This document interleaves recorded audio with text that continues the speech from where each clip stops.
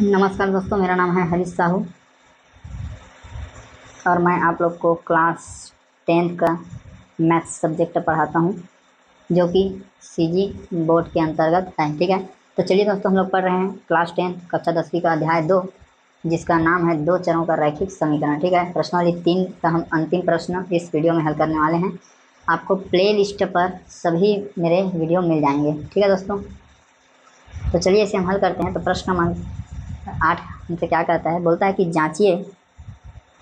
जांचिए कि निम्नलिखित समीकरण निकाय का अद्वितीय हल रखता है या कोई हल नहीं है या अनेक हल है। ठीक है, 3 कंडीशन है। एक अद्वितीय हल रखता है बोल रहा है, और एक बोल रहा है कोई हल नहीं है, और एक बोल रहा है अनेक हल है। ठीक है, इसी को हमें जांच करना है। और बोलता है कि यदि अद्वितीय हल रखता हो तब चरों के मान ज्ञात कीजिए। ठीक है, जो चर हैं एक्स और वाई, ठीक है, इसका हमें मान ज्ञात करना है, एक्स और वाई का। ठीक है, तो चलिए दोस्तों इस प्रश्न को हल करते हैं। बहुत ही मज़ेदार प्रश्न है, इसमें आपके सारे क्रियाकलाप हो जाएंगे। ठीक है, तो सबसे पहले हम लिखेंगे हल। हल लिखने के बाद यहाँ पे हम लिखेंगे दिया गया है। अब जो समीकरण है इसे हम लिखेंगे 4x धन 7y बराबर 18, 2x धन y बराबर 4। ठीक है, इसे आप मान लीजिए कि समीकरण 1 है। ठीक है, अब चूँकि आप जानते हैं कि गुणांक ज्ञात करने का व्यापक समीकरण क्या है, ये वाला है, a2x धन b2y बराबर c2। इसे आप मान लो समीकरण 2। ठीक है, अब यहाँ पे समीकरण 1 तथा 2 की तुलना करने पर, तुलना करेंगे तो a1 का मान मिल जाएगा हमको 4, b1 का मान मिल जाएगा 7 और c1 का मान मिल जाएगा 18, और a2 का मान मिल जाएगा 2, b2 का मान मिल जाएगा 1, c2 का मान मिल जाएगा 4। ठीक, ये हमें मान मिल जाएंगे। अब हमें ज्ञात करना है कि अद्वितीय हल रखता है कि कोई हल नहीं रखता है या अनेक हल रखता है। ठीक है, तो उसके लिए हम क्या करेंगे, तीनों कंडीशन को बारी बारी से चेक कर देते हैं। ठीक है, तो उसके लिए मैं यहाँ पे अलग कर देता हूँ लाइन, यहाँ से और यहाँ से। ठीक है, अब तीनों कंडीशन लिखिए। अब क्या क्या है, एक है a1 a2 बराबर b1 b2, फिर है b1 b2 बराबर c1 c2, c1 c2 बराबर a1 a2। ठीक है, अब आप देखिए कि मान को रखते हैं तो इसका मान है 4/2, इसका मान है फिर 7/1, 7/1, इसका मान है 18/4, और इसका मान है 18/4, फिर यह है 7/1।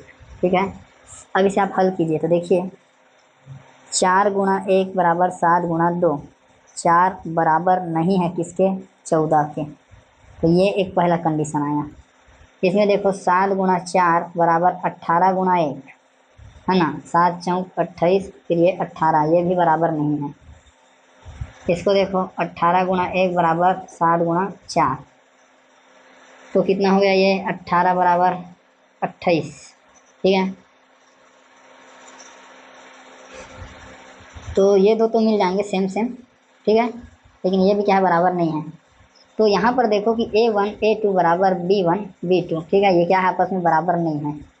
अब नहीं है तो इसलिए हम क्या करेंगे कि अतः समीकरण निकाय का अद्वितीय हल होगा। ठीक है दोस्तों, इसका अद्वितीय हल होगा क्योंकि ये वाला कंडीशन लागू हो गया इसमें, इसलिए इसका अद्वितीय हल होगा।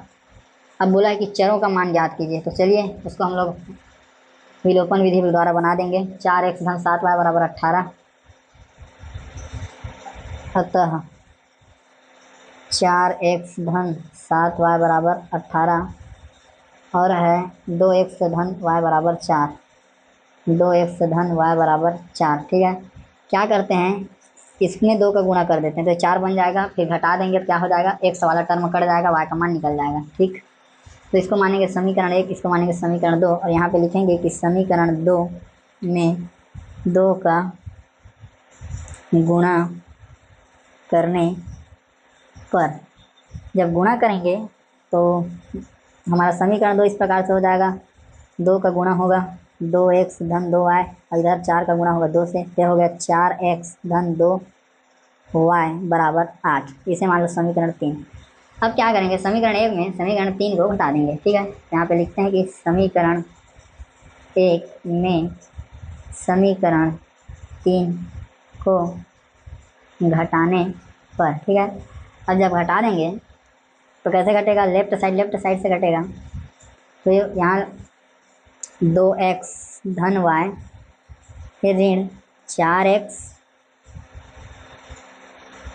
सॉरी ये वाला हमारा 4x धन 7y है, और इसके बाद ये वाला समीकरण 3 4x धन 2y है। इधर है ये 18, फिर इधर है 8।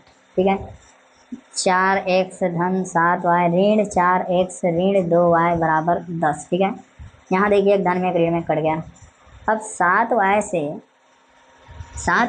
अब जब 2y घटाएंगे तो यहाँ पर बन जाएगा आपका 5y बराबर 10। तो y बराबर हो जाएगा 10/5, कट गया 5 जगह 5, 5 दूनी 10। तो y का मान मिल गया हमको 2।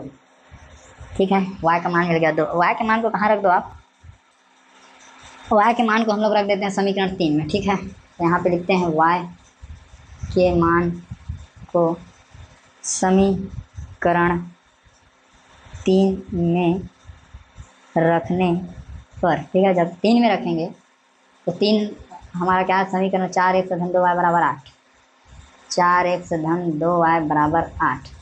तो 4x धन 2, y का मान कितना मिला है 2 बराबर 8, फिर हो जाएगा 4x धन 4 बराबर 8, फिर हो जाएगा 4x 8 ऋण 4, 4x बराबर 4, फिर हो जाएगा x बराबर 4/4, फिर दोनों कट गए, 4 एकम 4, 4 एकम 4, फिर आपको मिल गया x का मान 1। ठीक, तो अतः जो चर का मान पूछा था तो x बराबर 1 है और y बराबर 2 प्राप्त हुआ, लिख सकते हैं आप। तो ठीक है दोस्तों, ये भी आपका प्रश्न कंप्लीट हुआ। ठीक है, तो ज़्यादा कुछ नहीं है, थोड़ा सा बड़ा है, बाकी आसानी से बन जाएगा। ठीक, हमें बोला था कि ये आपके पास समीकरण है और आप बताइए कि इसका अद्वितीय हल है या कोई हल नहीं है या अनेक हल है। उसके लिए हमने क्या किया, इस समीकरण को लिया, इसके बाद हमने क्या किया, उसको ये वाला जो व्यापक समीकरण है इससे हमने तुलना करवाया तो हमें क्या हुआ, ये सब मान प्राप्त हो गए। ठीक है, मान प्राप्त हुआ, उसके बाद हमने तीनों को बारी बारी से चेक किया कि बराबर है कि नहीं है। तब हमें पता चला कि ये वाला बराबर नहीं है मतलब क्या है, ये समीकरण का अद्वितीय हल है।